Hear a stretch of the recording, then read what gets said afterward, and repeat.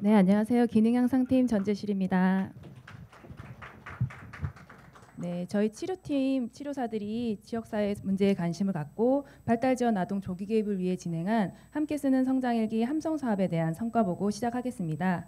목차는 사업 배경, 사업 내용 및 주요 사업 성과, 사업 수행 시 어려웠던 부분과 개선 상황, 결론 및 제언 순서대로 말씀드리겠습니다. 먼저 사업 배경에서 조기 개입의 중요성, 치료사들의 관점 변화, 상황에 맞춘 발달 지원 조기 개입 체계 마련에 대해 설명드리겠습니다. 인생에 많은 시기가 있지만 발달에 있어서 매우 중요하고 폭발적인 성장이 이루어지는 만 0세에서 3세까지를 발달의 황금기라고 부르기도 합니다.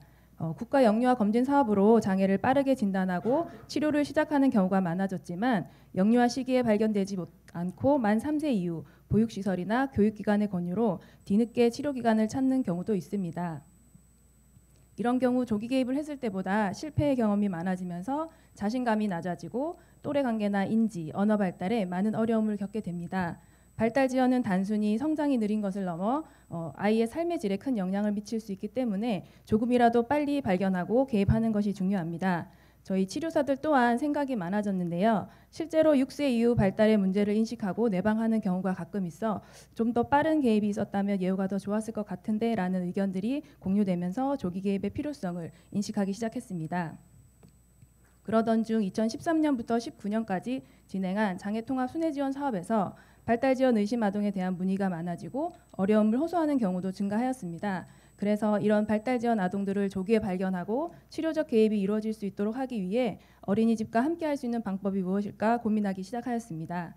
2020년 사업 추진을 위해 조사를 시작했고 그 당시 시흥시 육아종합지원센터는 치료사나 특수교사 등 어린이집에 자문을 줄 수 있는 인력이 부재하다는 문제와 시흥시 관내 유관기관에 발달지원 아동 조기 개입을 체계적으로 다루는 사업이 없다는 문제를 발견하였습니다. 또한 2019년 어린이집의 장애통합 교사들을 대상으로 진행한 욕구조사 결과 어린이집에 방문하여 치료를 해주었으면 한다는 의견이 87.5%로 높게 나타났습니다. 발달 지원 아동의 경우는 언어 발달 지원이 가장 많아 직접 치료는 언어 치료에 중점을 두고 21년부터 방문 언어 치료와 고사 코칭을 시작으로 22년부터 아동 생활 환경에 관계하는 모든 사람과 환경을 중심으로 체계를 만들어 진행하게 되었습니다. 함성은 이렇게 4개 사업으로 구성되어 있는데요. 교사를 지원하는 찾아가는 발달 지원, 아동을 지원하는 우아톡, 또래를 지원하는 모두의 놀이터, 부모를 지원하는 징검다리 사업으로 구성되어 있습니다. 교사를 지원하는 찾아가는 발달 지원은 아동이 하루 중 많은 시간을 보내고 있는 어린이집에 방문하여 교사가 아동의 발달 및 행동 특성을 정확하게 파악하고 발달을 촉진해 줄 수 있는 방법과 어려운 행동에 대해 적절한 대처 방법을 알 수 있도록 하였습니다. 부모를 지원하는 징검다리는 양육자가 발달 상태를 이해하고 효과적인 양육 방법을 알 수 있도록 지원하고자 하였고 맞벌이가 많아서 누구나 쉽게 이용할 수 있는 비대면 방식으로 진행하였습니다. 또래를 지원하는 모두의 놀이터는 장애인 복지관에 대한 긍정적 이미지와 즐거운 경험을 함께 나누며 자연스럽게 장애인식 개선도 될 수 있도록 복지관에 방문하여 진행하는 프로그램으로 지금의 체계를 완성하였습니다. 다음은 사업 내용 및 주요 성과에 대해 말씀드리겠습니다. 앞서 말씀드린 사업들에 대해 좀 더 구체적으로 말씀드리겠습니다. 찾아가는 발달 지원은 21년부터 현재까지 진행하고 있고 발달 지원 의심 아동과 발달 지원 아동이 다니고 있는 어린이집의 교사와 원장님을 대상으로 진행하고 있습니다. 어린이집에서 의뢰하는 발달 지원 아동에 대해 KDST 활용하여 선별 검사를 진행합니다. 이렇게 발달 지원 소견이 확인될 경우 함성의 다른 서비스를 받을 수 있도록 연계하고 어린이집에 방문해서 교실 내에서 아동의 행동을 관찰한 것과 평가 결과를 토대로 교사에게 적절한 접근 방법을 코칭해 줍니다. 현재까지 총 147건의 선별검사 진행하여 100명에 대한 사업 연계가 이루어지고 21명의 교사를 지원하였습니다. 참여한 교사들은 사업을 계기로 병원에서 심화평가를 받았고 장애 등록을 하여 적절한 치료를 받을 수 있게 되어 감사하다. 부정적으로 아동을 보았던 시각을 바꾸어야겠다. 어린이집에 많은 도움이 된다는 의견이 나타났습니다. 다음은 우아톡입니다. 우아톡은 21년부터 현재까지 진행되고 있는 사업이고 발달 지원으로 선정된 아동이 대상입니다. 시흥시 육아종합센터와 협력하여 홍보 및 모집하고 있고 이용료의 3분의 1을 지원받아 발달 지원 보호자들의 경제적 부담을 줄이고 있습니다. 장애 미등록이나 바우처 미발급 아동이 우선순위이고 언어 재활사가 주 1회 총 8회기 어린이집에 방문하여 별도의 공간에서 언어평가 및 치료를 진행하고 사전 사후 평가 향상도를 점검합니다. 우아톡에 참여한 어린이집은 현재까지 총 41개소이고 대상자는 50명입니다. 상호작용 검사 사전 사후 결과 개인차는 크지만 평균 3.8에서 6.6%의 향상률을 보이고 있습니다. 주요 성과로는 만족도에서 재이용 희망이 매년 100%, 지원 내용의 3년 평균 91점, 치료사에 대한 만족도 98점, 지원 이후 치료로 연계된 경우가 73%로 나타났습니다. 사례 하나를 살펴보면 B아동은 새쌍둥이로 전반적 발달이 늦은 편이고 모든 행동이 수동적이며 선택형 질문을 했을 때만 반응을 하였고 익숙한 단어도 이해하기 어려웠습니다. 평가 결과 통합 언어 연령이 생활 연령에 비해 2년 이상 지연을 보였고 상호작용 검사 종합 수준은 매우 낮음으로 나타났었습니다.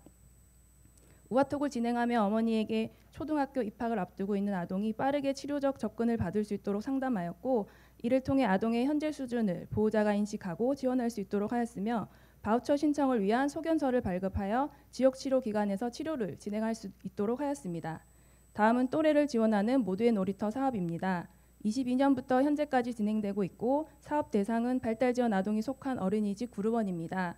그룹원 전체가 복지관에 방문해서 음악치료사와 심리운동치료사가 진행하는 프로그램에 참여하여 즐거운 신체놀이를 통해 자연스럽게 서로에 대해 이해하고 긍정적 인식을 가질 수 있도록 하는 프로그램입니다.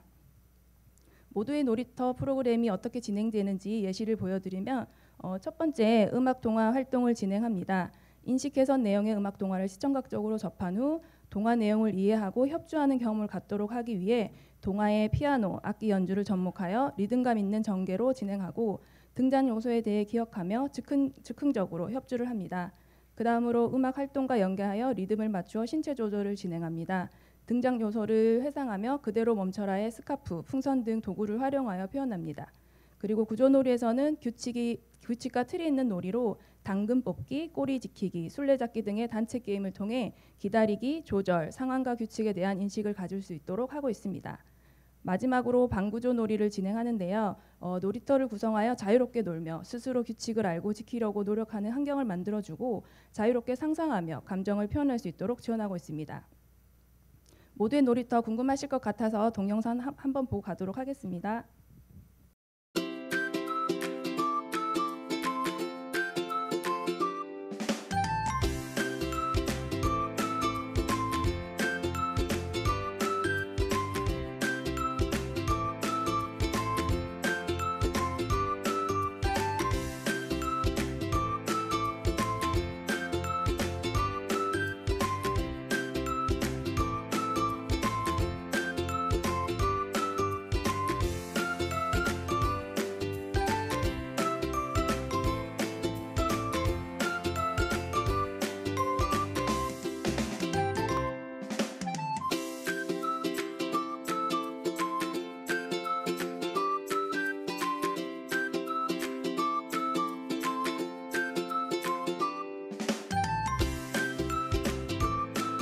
아이들이 처음 복지관에 들어올 때는 긴장한 표정으로 얼어 있었지만 활동이 끝나고 나갈 때는 너무도 밝고 행복한 얼굴로 또 오고 싶다는 말을 많이 하였습니다. 모두의 놀이터 성과로는 현재까지 총 28그룹이 참여하였고 연인원과 실인원도 매년 증가하고 있습니다. 만족도 또한 재이용 희망이 3년 모두 100%, 프로그램 내용에 대한 만족도도 3년 평균 96점, 치료사 만족도 99점, 인식 개선 도움 및 이해도 변화에 2년 평균 98점으로 매우 높게 나타나고 있습니다. 참여한 교사 의견으로 다양한 놀이 활동을 통해 아이들이 상상력을 가질 수 있고 자아 중심 사고를 하는 유아들이 나와 다름을 이해하고 놀이로 표현할 수 있는 접근이 참 좋았다. 막막했던 부분이 해소될 수 있어서 도움이 되었다. 음악이 함께하는 동화가 인상적이었고 아이들에게 전달이 잘 되었다. 자유로운 분위기에서 규칙성이 공존하는 것이 인상적이다 등의 의견이 나타났습니다. 마지막으로 징검다리 사업입니다. 징검다리도 22년부터 현재까지 진행하고 있고 발달지원 아동의 양육자가 대상입니다. 보호자가 가정에서 자연스럽게 촬영한 아이들의 놀이 영상을 보내주면 아이들의 발달 상태와 특징을 파악하고 6개 영역 치료사들이 함께 논의를 진행하여 가장 효과적인 양육 방법에 대한 보호자 코칭을 실시합니다. 치료가 필요한 아동에게 적합한 관내 치료센터를 연계될 수 있도록 지원하고 있습니다. 초기 정보나 동영상, 사후 관리는 이렇게 비번을 설정한 오픈톡 이용하여 진행하고 있고 상담은 전화로 이루어지고 있습니다. 주요 사업 성과로는 현재까지 22명 참여하였고 전반적 만족도 3년 평균 96점, 징검다리 후 조기 치료 개입이 10건 있었습니다. 보호자 의견으로 아이에 대한 이해가 깊어졌고 문제 행동에 대한 해석도 명확해졌다. 아이의 발달에 대한 궁금증이 해소되어 매우 만족스럽다. 전문가의 다양한 의견을 들을 수 있어서 매우 유익했다 등의 의견이 나타났습니다. 이렇게 저희 치료사들이 지역사회 중심 사업에 의욕을 갖고 진행은 했지만 사업을 하면서 어려웠던 부분도 있었습니다. 사업 수행 시 어려웠던 부분과 개선 사항에 대해 말씀드리겠습니다. 사업 초기에는 많은 어린이집에 홍보하기 위해서 한 어린이집당 1명만 신청 가능하도록 제한을 두었는데 시흥시 지역 특성상 이동 거리가 넓어 치료사 이동 시간이 많이 소요되었고 어린이집의 발달 지원이 1명 이상인 경우가 많아서 효율성을 높이기 위해 기간당 1명 인원 제한을 해제하였습니다. 그리고 사업 초기 우아톡을 통해 다수의 부모님들의 인식을 전환시켜 지역사회 치료시설로 연계하는 것이 주 목적이었기 때문에 한 명당 4회기로 짧게 치료를 진행했었는데 보호자와 신뢰도를 쌓기에는 부족한 기간이어서 상담이나 치료 권유에 어려움이 있었습니다. 그래서 24년부터는 총 8회기로 진행하여 보호자들과 더 안정되게 상담을 진행할 수 있었고 치료 권유 시 조금 더 수용적인 태도도 보이고 있습니다.